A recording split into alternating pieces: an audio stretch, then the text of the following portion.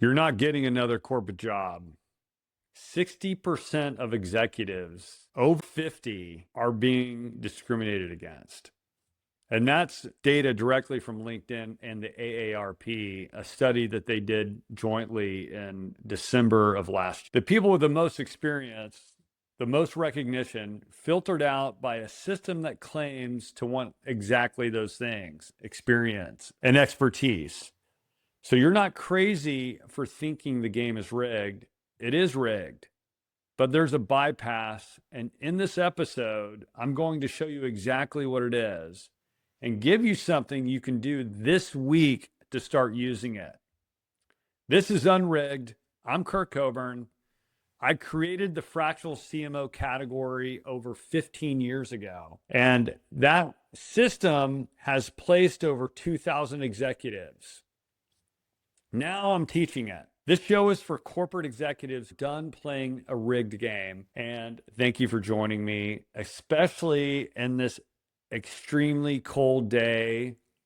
If you're anywhere in the US, you're probably freezing unless you're in places like Hawaii. You're inside and hopefully you're watching this podcast. What is Unrigged? It's a new podcast I've launched. It's stuff that actually works. It's not motivation, it's process, it's tools, it's things that are going to help you directly. I'll be interviewing guests and doing a whole bunch of stuff. Today, I'm going to talk a little bit about why the W-2 path is broken, why fractional is actually a safer choice. The first move you should make this week, let's do a quick check-in on how this week's going. I started cold plunging. Yeah, I know. Everyone's doing it. I'm late in my year to get into dad bod golf shape. I'm ready. So now, after a round, I'm committing to 12 plus minutes in the sauna, then 2 minutes in the cold plunge. Young golf professionals in the sauna tell me how to do it. They do it 3 times a round, but I just am not ready to freeze to death at the first get-go. It's impressive, but just getting into cold plunge for over a minute is hard enough. And it feels like it's doing well. I'll keep you posted. Controlled discomfort. Choosing the hard thing deliberately instead of having it thrust on you. Now, that's actually what this episode's really about. Everyone thinks the corporate path is a safe choice. Steady paycheck, benefits, stability, until you get laid off. Then what? Your one income source, gone. Your identity as a VP of whatever big company, gone. You put all your eggs in one basket, handed the basket to someone else, and acted surprised when they dropped it. That's not safe. That's fragile. The fractional path, you've got 3, maybe 4 clients. You lose one, that's not sell the house. I just spoke to a new fractional executive that if she does not close a deal in 6 months, the house is going on the market. This is serious stuff. In the fractional path, you have multiple clients. If you lose one, you can close another one soon because you're prospecting. That's safe. That's anti-fragile. That's control. The corporate path feels safe until it isn't. The fractional path feels scary, but you control it. Sauna, cold plunge, fractional executive work, same principle. Choose your hard. All right, let's talk about why the system is rigged and who rigged it. Let me give you the numbers. This is from LinkedIn and AARP research, December 2024. 60% of workers over 50 experience age discrimination in hiring. Documented, measured. But here's the brutal irony. Workers over 50 went from 19% to 27% of all tech training sessions on LinkedIn in just 3 years. So they're leading the upskilling curve. The people companies filter out, and usually those filtering are the young HR executives, are the same people leading skills development. Companies say they want a growth mindset. They say they want, quote, lifelong learners. Then they systematically filter out the exact people demonstrating those traits. The system isn't just broken, it's irrational. But hey, at least HR is consistent, consistently wrong, but consistent nonetheless. Why the system is rigged. Let's follow the money. When you apply for a corporate job, who are you talking to first? HR, recruiters, a 28-year-old screening resumes who thinks your 20 years of experience is a liability, not an asset.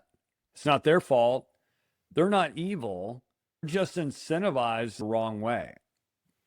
They're not trying to find the best candidate. They're trying not to get blamed for a bad hire.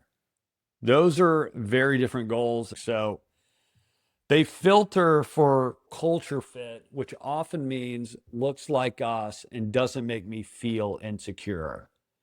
They filter for salary expectations because your experience commands a premium they don't want to pay for.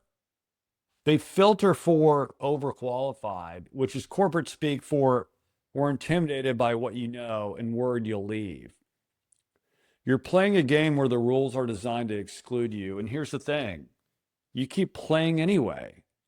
10 applications a week, 20, 50. Spend your valuable time asking permission from a system that's decided you don't fit. It's like repeatedly applying to a country club that keeps rejecting you while you pretend not to notice the pattern. And I'm not speaking from experience, by the way, or maybe I am. The corporate game is a buyer's market. And when you submit an application, you're playing their game. And it actually works against you. Here's what fractional executive work actually is. You're not applying for a job. You're offering to solve a problem. You're not talking to HR. You're talking to founders, CEOs, decision makers. No 6-month hiring process, no committee, no, we'll get back to you. A founder feels pain on Monday. You have a conversation on Tuesday. You're working by Friday. And here's something that'll change how you think about this. In corporate jobs seeking, you sell yourself, you pitch, you convince, you chase. Look at my credentials. I have a CV that says everything under the sun. I promise I'm good enough. And it doesn't work. In fractional, we flip it. Qualify hard, close soft. You're figuring out if they're the right fit for you. I hear that again. You're trying to figure out if the client is a fit for you. Tell me about the problem. Let's see if this makes sense. If it doesn't, no worries. I'll point you somewhere else. No desperation, no pitch. It works better. Founders can smell desperation. When they're looking to hire someone, they're looking for reasons to say no. But when you're qualifying a founder, asking them about their real pain, they get interested because you're not desperate. You're trying to figure out if you can help them. And if you can't, you're moving on. And as a CEO and founder, I appreciate that. When you qualify hard and close softly, people relax. They trust you more, tell you the real problem, and deals close faster. It sounds counterintuitive, but it works. Let me tell you a story about a CEO, David. This is how fractional works. David runs a growth company. He reached out because he wanted better dashboards. Now, that's what he said. So we talk about dashboards, and then he mentioned he needs better metrics. Okay, fine. Dashboard metrics makes sense. About 15 minutes in, he says what he needs.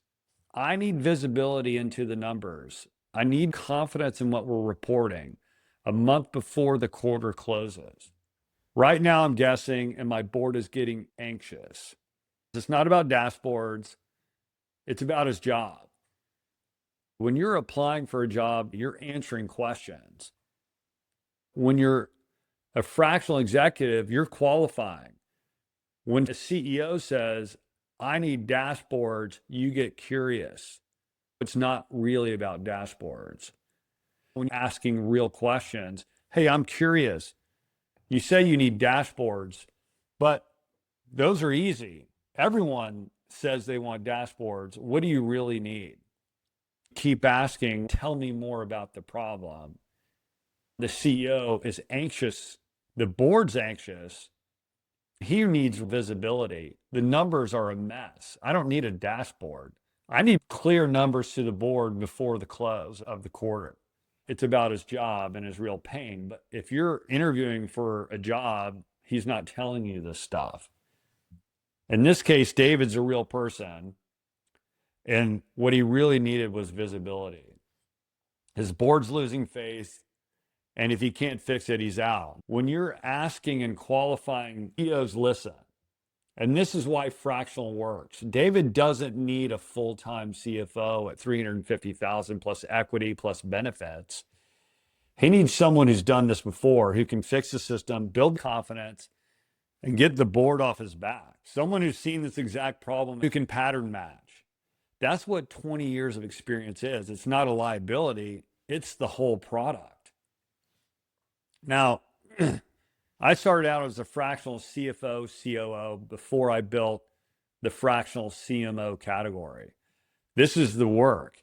Real problems, real urgency, no HR in the middle pretending to understand what they're hiring for. I didn't create the fractional CMO category because I read about it. I created it because I saw this broken system 15 years ago.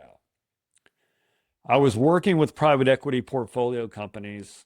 Same story every time. They'd hire a controller. Controller was execution focused, not strategic. Company brought in expensive consultants who'd write a report and disappear. Still no one running finance. No one the CEO could trust. The gap was obvious. They needed CFO level thinking for 10 to 15 hours a week, not 350,000 salary plus equity plus benefits for someone in meetings 5 days a week.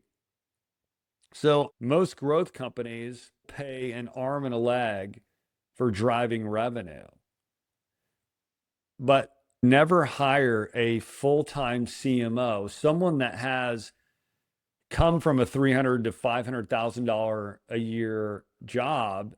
They usually don't get hired at growth companies. So most of these growth companies hire someone not qualified to lead strategy and revenue growth. So I built the model. I founded Chief Outsiders, introduced the term fractional CMO to the market.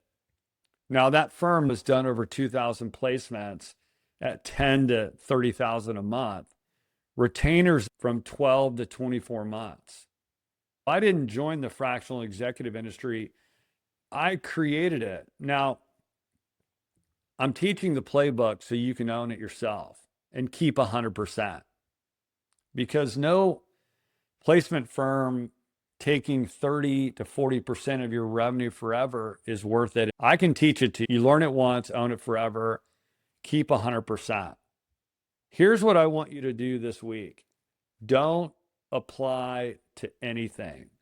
Instead, do this. Name 3 companies where you see a problem you know how to fix. Not companies with job postings, companies with problems. Maybe they just raised funding but have no finance leadership. Maybe they're scaling fast, but their reporting is a mess.